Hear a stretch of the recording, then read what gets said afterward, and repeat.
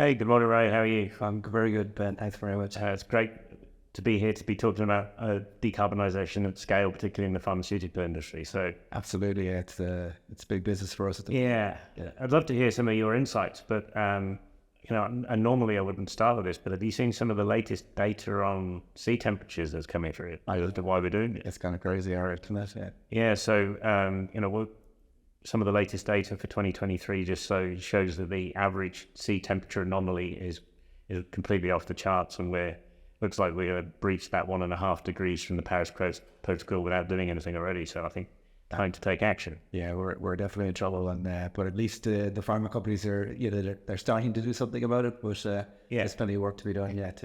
And that's interesting in itself because if there's a slide here that we can go on to where kind of shows how different industries are adapting to the climate challenge already, and pharmaceutical is actually considerably better than most. In fact, probably one of the better. Yeah, definitely. But that doesn't mean there's not more to do. Definitely not. So fantastic. Look, I'm super interested, Ray. I'd like to kind of get your view on what pharma companies are doing to decarbonize. Okay. Well, yeah, in my experience over the last, particularly over the last 4 or 5 years, I can see like pharma companies have always been doing something. To be fair, we've been dealing with pharma companies since we started in business kind of 15 years ago, but they're always doing something. They always have some kind of an energy team there. They're doing energy efficiency projects, but you can see now that there's a complete strategy coming from board level down in terms of sustainability or decarbonization strategy. Targets have been set, against SCPTIs, or they have a strategy in place, or it's being developed. They have a roadmap in place, or that's being developed as well. And so that's a boardroom level, but at plant room level in the actual factories themselves, you can see there's sustainability teams or energy teams that are linked in with the utilities and the facilities. There's a team in place there to actually get stuff done, so which is great.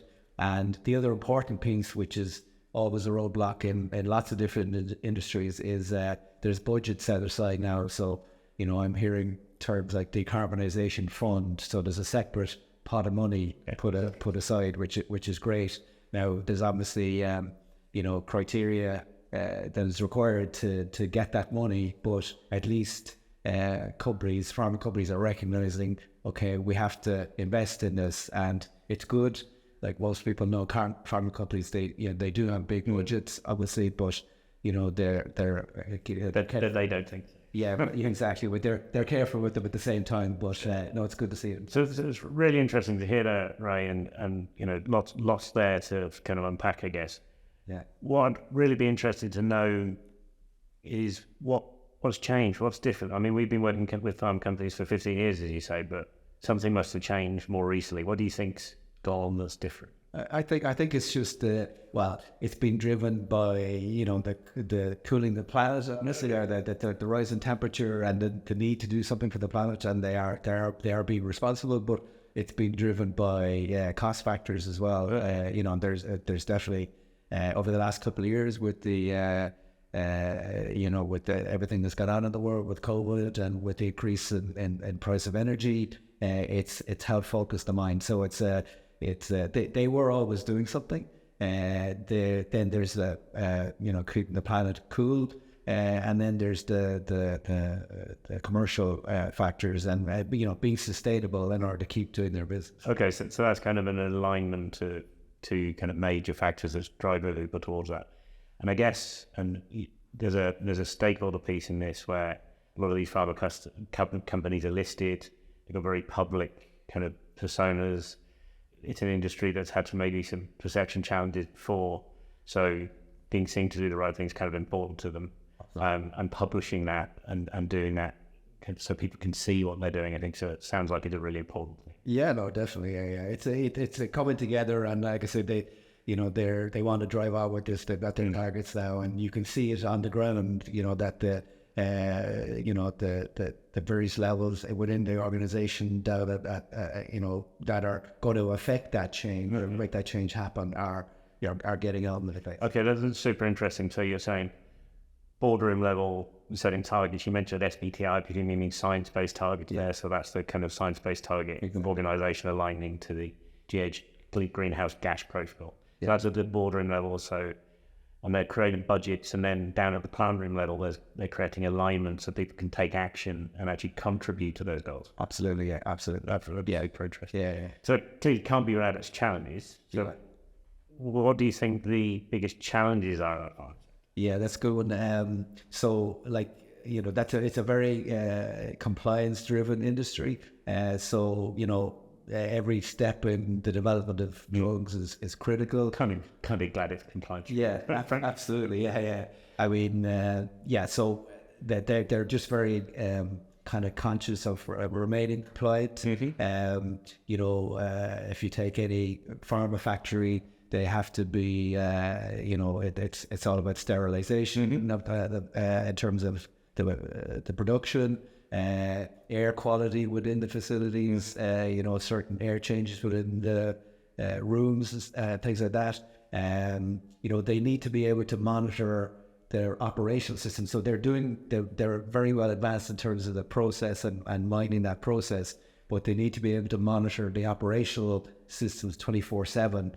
So that there's no disruption, so that they make sure there's no actual disruption to the process. So that's an important piece that they're trying to bring in, but it's a challenge. And I can imagine that means they're not just going to let any old person come in and mess with things and turn things, and you got to keep real control on what expertise you bring into an organisation. Absolutely, yeah. I mean, there's a trust there. They have to make sure that there's that like product is king or production is king, and you don't touch that process. But at the same time, we need to understand what's going on between your process and your utilities that are feeding into that process. So can you give me an example of a process that you would need to keep control of?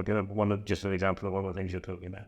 Yeah, well, you need to keep control of, the steam going to your maybe reactor or something like that. The temperature of that, in terms of the batch that's being produced or whatever. Okay, and that can have impact on things like sterilization, I would imagine. Yeah, absolutely. Yeah. So, I mean, that's the process bit, and we want to make change, or in order to decarbonize or to reduce energy consumption, you need to affect the utilities. They feed into the actual production itself, and it's kind of generally the last thing that you can touch. You can touch everything else around it, but okay. So just so I understand this a little bit more, you've got utilities. You're generating steam, you're generating heat and cooling, because I guess most of the energy things are about heating and cooling and maybe moving stuff as well. So that's kind of what's consuming the energy, and that's all to a goal. And the goal could be to keep a particular temperature in a process. Absolutely. So you're saying that the challenge here is to kind of allow you maybe not touching the process itself, but everything up to that point, to keep that under control and keep that stable is the important thing. Yeah, and initially you could do everything around it. I mean, we can affect what's going into the process, but it's generally the last thing. So that's the last thing that you can touch, but we can affect that as well in terms of reducing the consumption of what's feeding that. And that's interesting. And look, I know this from when we've done things in other industries. The kind of this whole idea that you've got an outcome that you need to achieve, and it may be like a really stable temperature.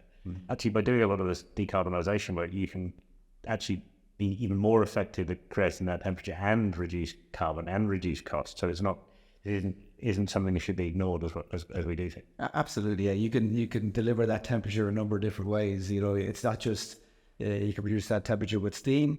Steam it costs a lot to produce, but you can also deliver that temperature in a lot of cases, with hot water or hot air. So it's you need to change. We need to help them to change their thinking and remain compliant at the same time. Okay, that's really interesting. So, I mean, clearly 15 years you've developed a bit of an expertise and experience in the industry. Can you tell me a little bit about what CoolPlanet are doing specifically for pharmaceutical manufacturing companies? Sure, yeah. So we're dealing with a lot of big multinational pharma companies and doing lots of different things for different companies. We're not doing the whole thing for one company, maybe one or two, but I mean, if I start with our CoolPlanet OS system, so that's our complete decarbonisation management system. So that we have that installed on all the pharma sites that we're on. That gives them a visibility of their significant energy users. They can look at the trend, how the data is trending. A lot of these pharma companies would be ISO 50001 compliant. So this enables them to remain compliant and to produce the information for those standards. It also enables them to model the process or parts of the process to create like digital twins, maybe of the refrigeration process or the heating process, So talk to me a little bit more about that. It's not just an updated version of that Arnold Schwarzenegger movie, is it? No, it's not. No. So you mean digital twins? It's what a digital twin is basically is where we can create a multilinear regression model or a model in maybe Aspen of a particular part of the process based on certain variables, okay? And with actual metering data coming back from the site, then we can track the two of those over time. Oh, okay. So you can take data and turn it into a kind of a model that can be predictive based on incoming new data feeds. Absolutely. That sounds pretty powerful. Yeah, it is extremely powerful. I mean, I'm a convert in terms of the data is very revealing. You know what I mean? Once you kind of start looking at the data, it uncovers lots of kind of truths. So with that data, you can model that trend over time. The deviation between the two lines effectively is your opportunity for energy savings. Yeah, and so. Well, I'd imagine then that allows you to scenario plan. So what would happen if I put a bit of equipment in or change some process or something like that? Exactly, yeah. So, I mean, this tool will, it's very useful for them in saying, okay, if we do this, this would be the effect, so you can model it. So to take that element of risk away or take a certain element of risk away from it now, it's really interesting. Yeah. Yeah, so the other important piece that the CoolPlanet OS decarbonisation management system does is it helps companies to report. So you're taking that energy efficiency or energy data, kilowatt hours at plant room level, and you're bringing that right back up, adding in a carbon conversion factor, carbon emissions factor to add to the kilowatt hours and converting it into tons of CO2. So then you're able to report that at boardroom level. Okay, so it's taking a plant room up to board. Oh, and that's really interesting because I think from my experience of talking to companies, there's a big disconnect there. Sometimes they've got energy monitoring on site, but people are still manually entering data to get their carbon account done, and that's kind of really inefficient process. Yeah, and not live at all. So that's a kind of year out of date that company. Yeah, exactly. Yeah, no, there's a lot of times that there's a disjoint there, but.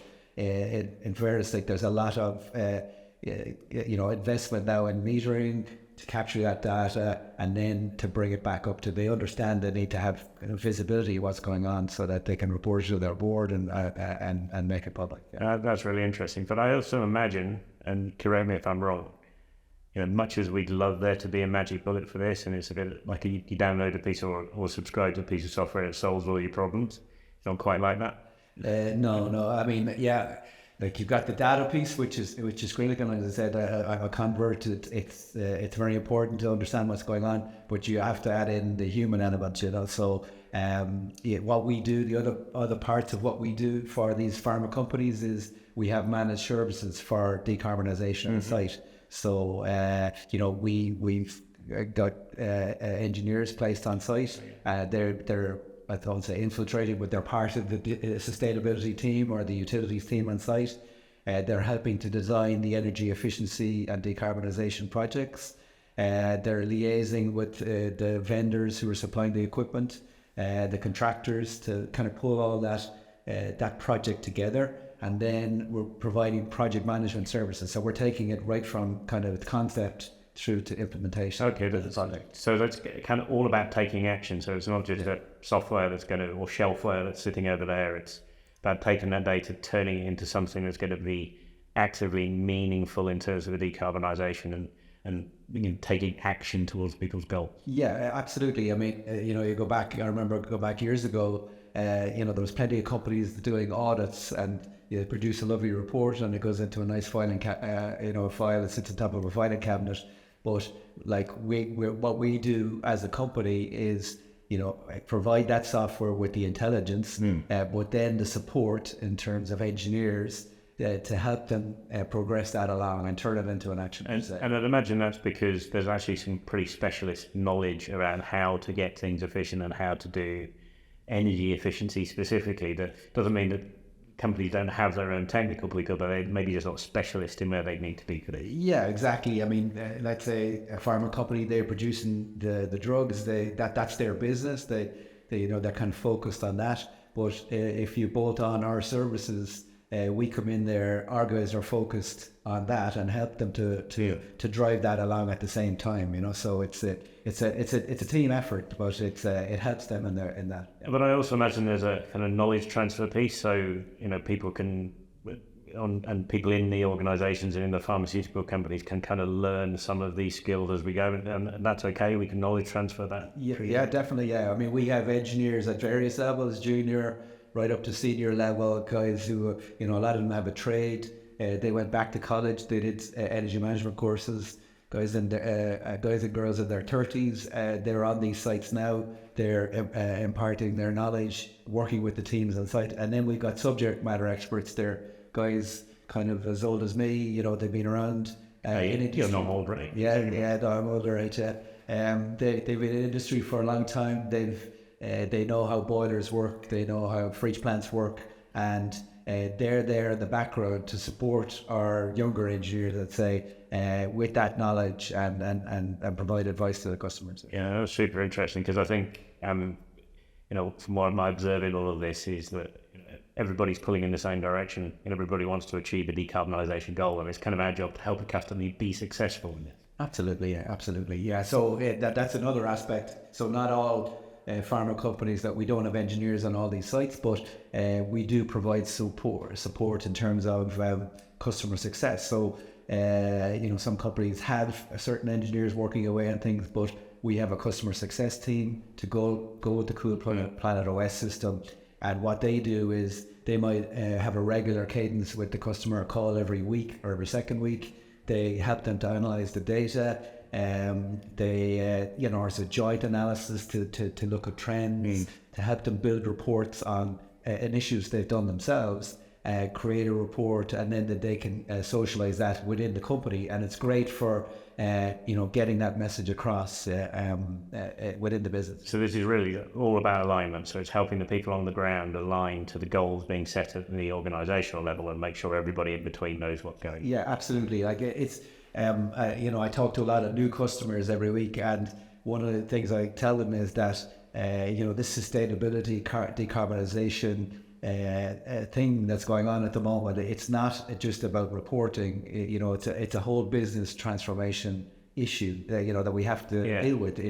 Everybody has to be aware of it. Everybody has to be on board with it. Everybody has to be doing their part effectively. Yeah, so back to that idea of decarbonisation at scale, and particularly in the pharmaceutical industry, there's a lot of moving parts to that, and it's about making sure there's alignment across that. Can you just give me a kind of specific example on the ground of something that will help an organisation on that journey to decarbonisation?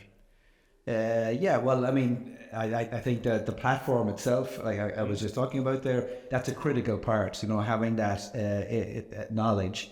Then you have the expertise that we're providing, but an important thing that we're doing in a lot of pharma companies at the moment is helping them. They're focused on scope 1 and scope 2 to a certain extent, but a lot of these plants would have natural gas, hot water or steam boilers, which are scope 1 emissions, and they're looking to electrify that. They're looking to change that from scope 1 to scope 2. So we're helping them doing the concept design and the detailed design on the electrification of heat sourcing, so capturing, let's say, waste heat sources on site, putting it through a heat pump of some sort, bringing the temperature of that heat up to a certain level, maybe 75, 80 degrees, and delivering that heat back into another part of the process. That's interesting. So I think for people who don't know, so scope 1 is things you burn yourself, and then scope 2 is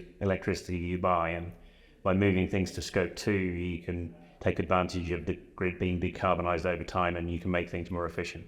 Yeah. And then, of course, when you're putting heat pumps in, you need to factor they need to be natural refrigerant, so you don't have any of these fugitive F gases out there, which is also a scope 1 problem. Yeah, absolutely. Yeah, exactly. And to be fair, there's kind of a few steps. Obviously, before you design something new like a heat pump, you want to reduce consumption in areas where you can. Okay, so energy efficiency comes first. Reducing the consumption of a motor, reducing the consumption of a boiler to get to, okay, this is as much as we can do, and then look to electrify and size the heat pump based on that. Yeah, that's super interesting, because if you don't do it in that order, you end up buying something the wrong side or putting too much solar on or whatever the thing is. Exactly. So efficiency's first, basically. Yeah, so that's the first. And of course, probably a better return on investment anyway. Taking money out for optimization is going to be better value than going straight in with hardware. Yeah, absolutely. It's kind of let's say, I won't say a no cost, but it's lower cost initiatives. Maybe looking at installing a VST on a piece of equipment, or maybe putting in some more efficient motor or whatever. Installing EC fans in air handling units in order to make the air handling unit more efficient, and therefore requiring less heat, and therefore your heat pump would be sized accordingly. And I think what's interesting about that, I mean, what you're describing there is systems. So having the software element to be able to model and optimize a system rather than a particular piece of equipment must be critical, because that's where you get the greatest kind of efficiency savings before you move on to the... Yeah. You need to take a holistic view of this. And looking at things in isolation it doesn't make any sense. You need to take, because as I was saying earlier, the utilities feed into the process, either process heat or heating the space, or the same on chilling. So you need to look at the overall picture. So the first step is let's reduce. Then the next step is change from scope 1 to scope 2. Okay, so we're talking a lot there about behind the meter and optimization and kind of getting things working more efficiently. Is there anything that you would consider doing the other side of the meter? A lot of companies, so when you're changing, let's say, from scope 1 gas over to scope 2 electricity, you're obviously requiring more electricity on site. So, and a couple of sites we're working at the moment now, they're also installing solar PV, to generate their own electricity and feed back into the, to kind of counter that extra load that's put on by a heat pump or whatever. So yeah, solar PV would be a good initiative by them. Then there's other kind of things associated with assets that they would have on site. A lot of companies would have backup generators. Some of them might even have CHP plants, combined heat and power plants, cogen plants, as they call them in the States, that are an asset. And part of our business enables them to use that asset to help the grid. So there's the pharma company itself, but then there's the country that we're in, and the stress on the grid in certain countries around Europe, certainly. So we provide grid services where they can bring on generators, they can bring on CHP plants to provide a load for their own site, to provide electricity for their own site, and therefore take a load off the grid when the grid is under pressure. And there's incentives, there's payments to do that. And of course, the grid's under increasing pressure, because as they add renewables to the grid, you've got a lower reliability of supply, so you have to be more flexible around how you do things. So actually the knock-on effect of by applying your flexible assets to the grid is you help the grid decarbonise in the long term. Yeah, exactly. It feeds into the bigger picture, like be it Ireland Inc. or England Inc. It's a good message, because, like I say, the renewables, the wind doesn't always blow, the sun doesn't always shine, and so therefore that grid is under pressure at certain times, the height of the summer, the height of the winter. So it's kind of flexibly optimizing existing assets, a bit like we're Airbnb for energy. Yeah, yeah, that's a good one, right? No, there are a few of our customers. They have different assets on site. They would have CHPs. That some of them are wind farms. Some of them might even would have PPAs. They're based on, say, wind farms. So our platform, going back to the CoolPlanet OS, we have the intelligence within that to see, okay, the market price is down.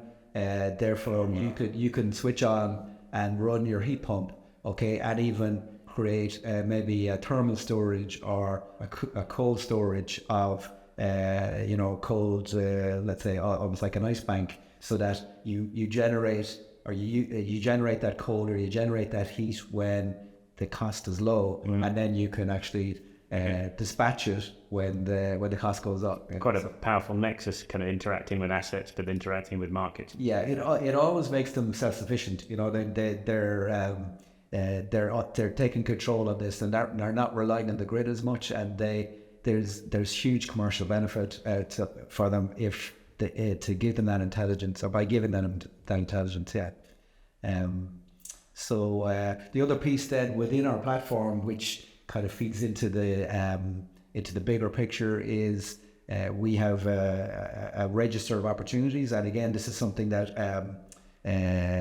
companies would require if they're ISO 50001 compliant, or for the standard, would be to register all the opportunities that they need, the projects they're going to do. So normally that's in the past it's been kept in a spreadsheet or it's been kept in a file. So we have a feature in the platform that allows them to capture all that information related to that project.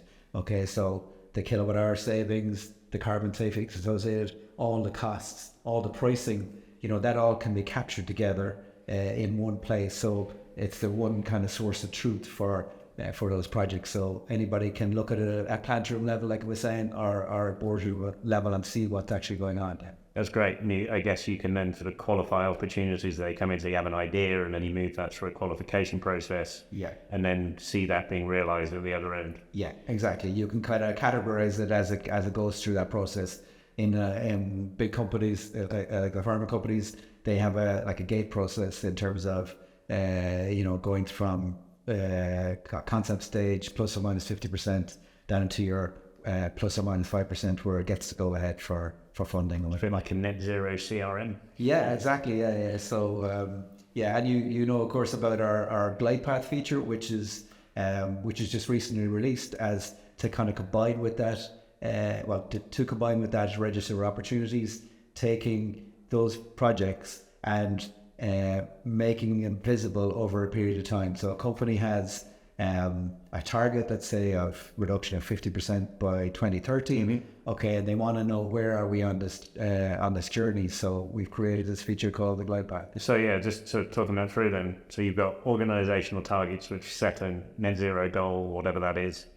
You've got factories underneath that are coming up with opportunities to get there. They're measuring those, they're validating those, they're connecting that to data, and that's being represented up top so that at a boardroom level you can see where you are on that journey, or whether you're ahead of schedule or behind schedule, or whether you need to increase investment. And presumably then you can optimize what you do first and second to get your biggest bang for your buck, to get there as quickly as you can. Yeah, absolutely. Yeah, it's kind of, it's like I've been describing it as kind of like Microsoft project, or like a Gantt chart. Here we are in 2023, 2030. What's it going to look like then? Or where what's the journey look like? Somebody else call it. It's like Google Maps. How are we going to get there? How are we going to navigate to get there? So this gives you a proper layout. Okay, a project. We're going to do the solar project. It's going to take 6 months.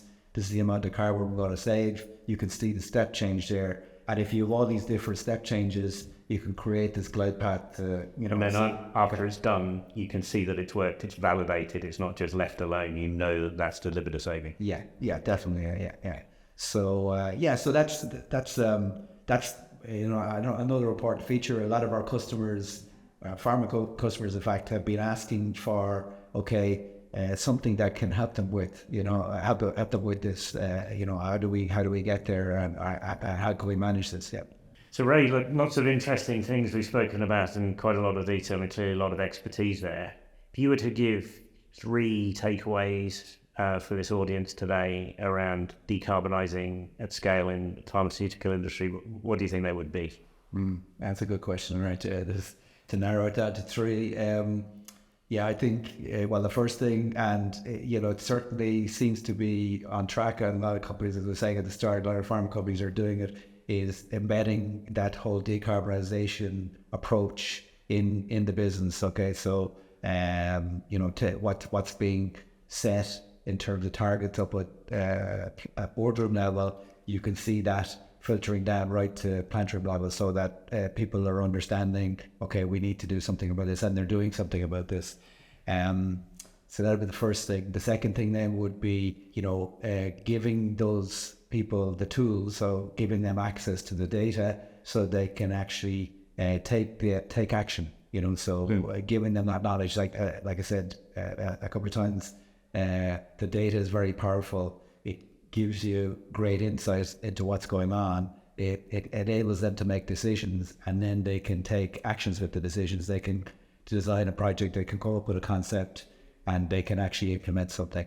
And then the last thing then is, using that data as well to be able to bring it back up to the people who kind of set the targets in the first place. So taking that information and organizing it in such a way so that they can see where they are on their journey. Okay, so taking that those opportunities, those projects, as I was saying, and putting them into that project, Microsoft project, that glide path that we have, and that will give them good visibility. It will give them good comfort on this is where we are in our journey and we're on the right track, basically. That's really interesting, Ray. Thank you. It's like a decarbonisation at scale from plant room to boardroom. Absolutely. Perfect. All right, Ray. Thanks a lot. Okay, thanks, mate.